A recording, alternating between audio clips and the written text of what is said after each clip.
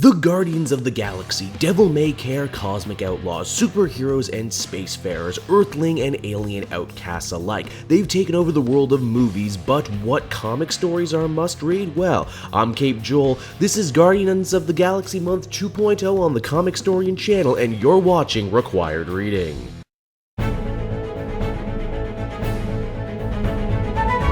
Now, as with any super team, if you really want to understand what makes them tick, you should try and seek out their very first appearance. The Guardians of the Galaxy are no different, especially as the very first incarnation of the team is wildly different from what most people know in comics today, and especially if you only know them from the movies. Written by Arnold Drake and penciled by Gene Colan, we have Marvel Superheroes number 18 from 1969. The comic as it was chronicled the adventures of a group of superpowered alien beings, most of whom just so happened to be the last of their kind in a far-flung Marvel future where they battle the evil extraterrestrial conquerors known as the Badoon, who themselves actually got their start in the pages of the Silver Surfer. The OG roster at that time included heroes such as Major Vance Astro, later renamed Major Victory, an astronaut from the 20th century Earth, aka then at the present, who spends 1,000 years traveling to Alpha Centauri in suspended animation.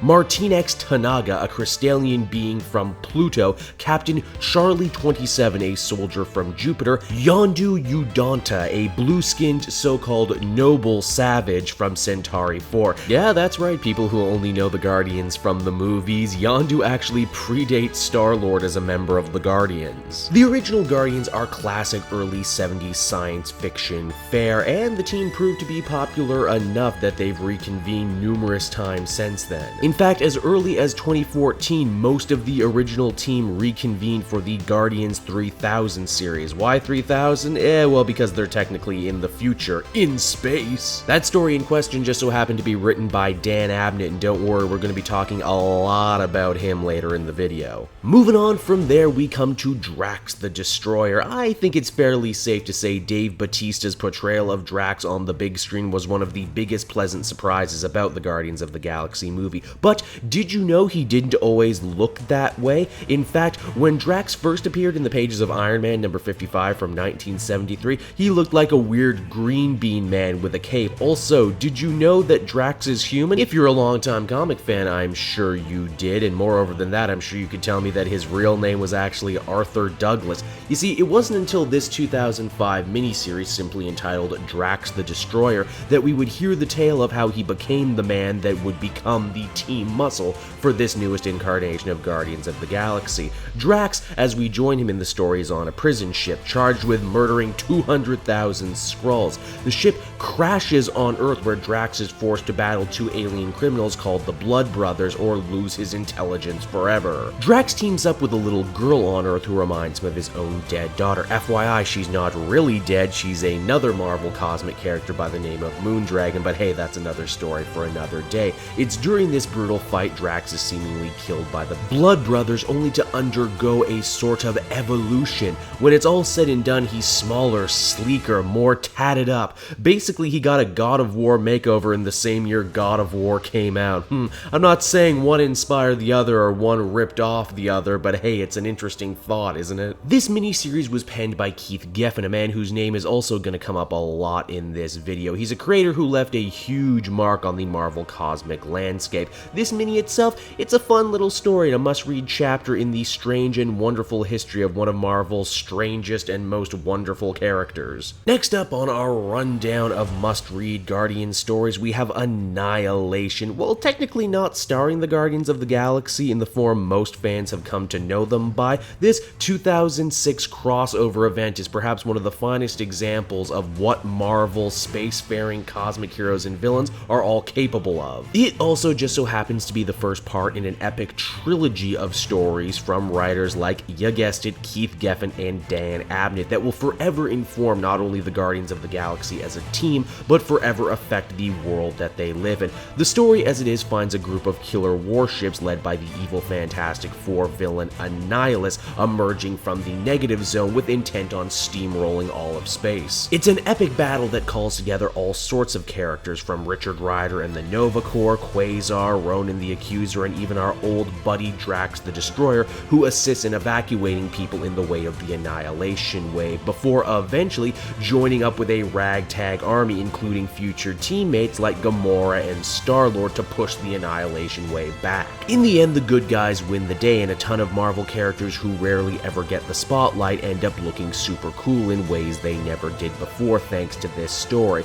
But the troubles are far from over, because Annihilation leads directly into its sequel from 2007, Annihilation Conquest, particularly Annihilation Conquest Starlord, which is what we're going to be looking at. It's here that we're that much closer to seeing the Guardians of the Galaxy becoming an official team. In fact, after the last story, the profile of heroes like Starlord grew so much they ended up getting their very own miniseries for this event. You see, after the forces of Annihilus were defeated at the end of the original Annihilation, the whole Marvel cosmic scene was rocked to its core. It was at that point the tech-centric X-Men villains known as the Phalanx tried to use the chaos to conquer the known universe with the help of a Borg-like virus that absorbed beings into the Phalanx's hive mind. One of the most lasting effects of this story is that it sees Peter Quill get a bunch of his robot parts removed from his body, returning him to a more human form that most comic readers are familiar with in the here and now. Yeah, here's the thing, Peter Quill's origin and history is actually much more complicated than you might believe. If anything, writers have gone out of their way to try and make him more approachable, and this was one of the first attempts. It's after that procedure Starlord was tasked to take a team of superpowered individuals including Rocket Raccoon,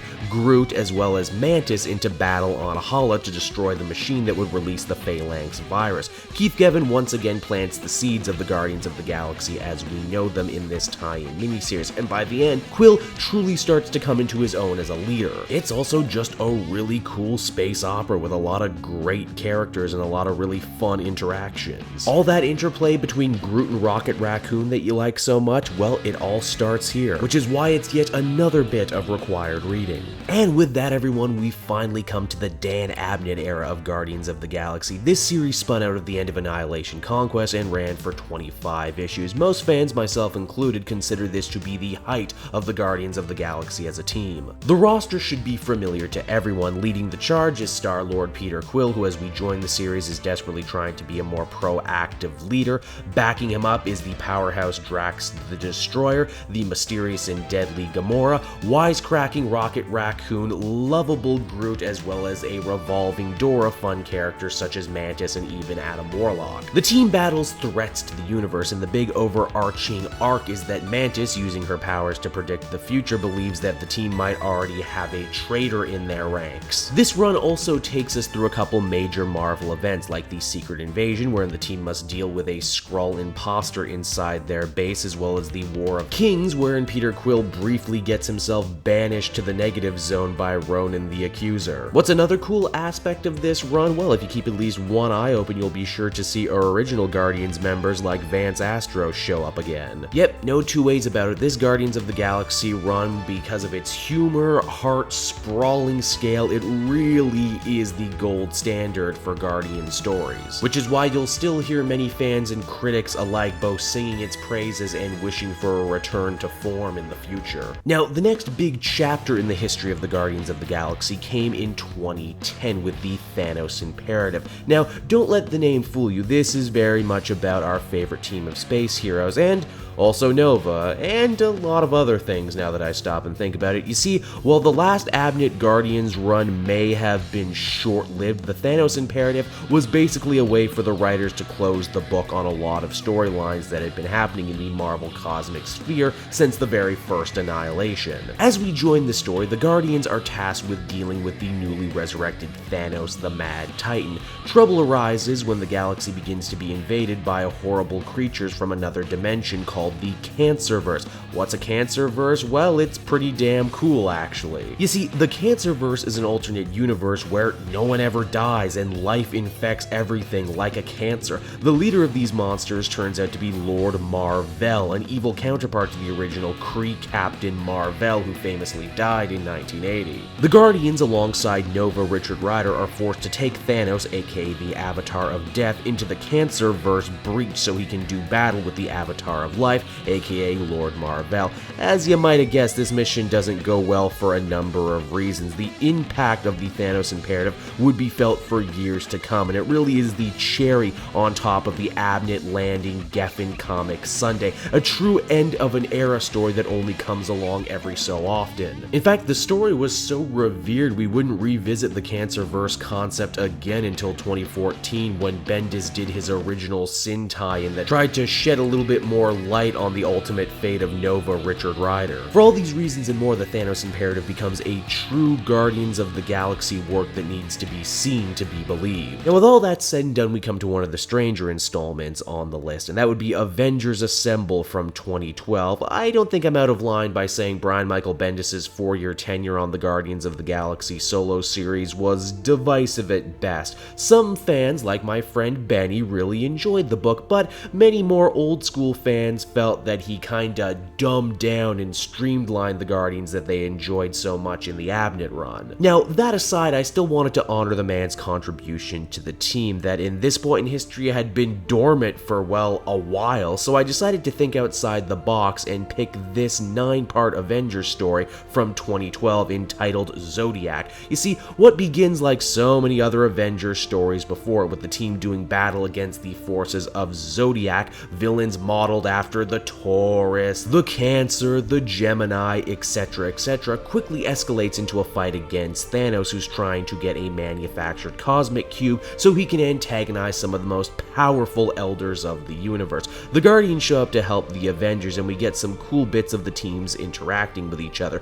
Even if their personalities are a lot different than the last time we saw them, it's still a pretty damn important meeting, if I do say so myself. This story also serves as a pretty interesting snapshot of Marvel at the time. The Guardians' costumes haven't changed over to their movie counterparts yet, but it's clear to everyone that they're being made to be real contenders that can stand shoulder to shoulder with the Avengers. It's for all these reasons and more I consider this one to be another piece of required reading for any Guardians fan out there. And with that, we come to 2014's Rocket Raccoon solo series from Scotty Young, our first installment in the video so far to take part in the post-Guardians movie world. It's very clear to see the movie's influence throughout this series, and it's a book that certainly leans more on comedy than anything else, but I think it works really well here because you have a perfect synergy between a really funny character like Rocket and a really funny writer and artist who gets what that's all about. Now, while this series only ran for about 11 issues, the first story focused on an imposter Rocket Raccoon running around and committing crimes, giving the real Rocket a bad rap, or at least a worse rap than he already had. Beyond that, we get a little backstory on Rocket himself and a few cool cameos from other members of the Guardians. It's a great looking book, and if you weren't already a fan of Rocket Raccoon, this one might just manage to make you a believer. It's short, it's sweet, it's to the point. What more could you really ask for, am I right? And lastly, we have one of the newer Guardians themed books. It's Starlord. In fact, this 2017 title from Chip Zdarsky ended just a couple weeks ago as I'm writing this video. This new Peter Quill solo series was part of the Grounded storyline. Basically, at the end of Civil War II, the Guardians of the Galaxy lost their ship and were all forced to spend a little time on Earth. Peter Quill is forced to come to terms with the fact that after spending so much time in space, he doesn't really relate to his birth planet anymore. He's also forced to deal with his emotions involving his ex-girlfriend, X-Men's Kitty Pryde. Yes, they were a couple. In fact, Kitty briefly was Starlord, taking up the mantle while Peter became a politician for a short amount of time. Peter also ends up butting heads with Kitty's surrogate father, the surly old man Logan, who does not like him at all when the series begins. This, much like the Rocket book, is a series that focuses much more on the funnier aspects of the Guardians world, and once again, Chip Zdarsky has some real comedy chops to him, and he manages to think up some real laugh-out-loud scenarios for Starlord to get himself embroiled in, like Peter getting arrested, tried, and forced into community service at an old folks home before going on an adventure with one of his old charges. It's just a damn good time, and at only 6 issues, it's more than worth your time, I feel. So, there you go, everyone. 8 required reads for the Guardians of the Galaxy. I hope you enjoyed the video, I hope you learned a little something, and I want to offer a big thank you to Comicstorian for letting me be part of the Guardians of the Galaxy Month Volume 2. If you liked required reading, be sure to check them all out over on the Cape Joel channel, and until next time, everyone, bye-bye.